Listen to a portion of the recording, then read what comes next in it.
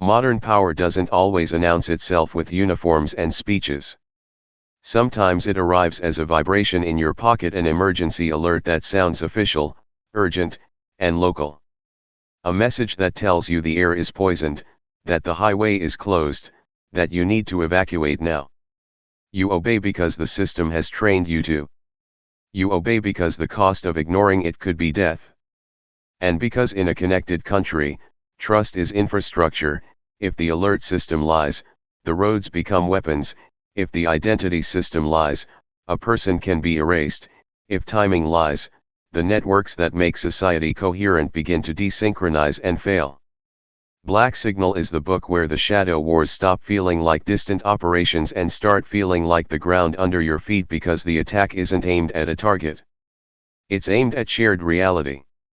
A coordinated cyber-SYOPS event hijacks U.S. emergency alerts, GPS timing, and identity resolution layers to collapse trust and trigger kinetic outcomes without firing the first shot.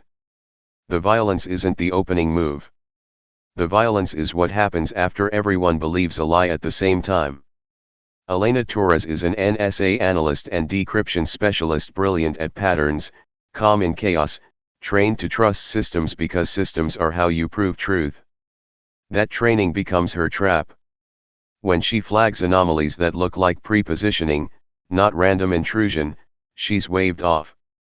When the first localized alerts hit the DC corridor and contradict each other while both appear official, Elena realizes something worse than a foreign hack is happening. The signatures match internal tooling. The breach is domestic, authorized looking, deniable. And then the operation turns on her, the way a well-designed machine turns. Audit logs rewrite, credentials flip, and Elena becomes the scapegoat for the collapse. The core tension of the novel is not just survival, it's an ethical trap with teeth. In a country where evidence can be manufactured and distributed at scale, proof becomes ammunition. Publish too fast and you might ignite the panic the enemy wants.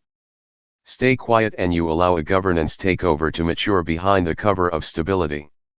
Elena's arc forces her out of the comfort of analysis and into the brutal reality of consequence. I can expose this from my desk becomes my desk is the trap, and finally truth requires kinetic action. This is where Michael Reed enters carefully, as designed. Reed is the off-grid blade, a former SEAL who lives in the analog world because the digital world can be rewritten. He doesn't take over the story.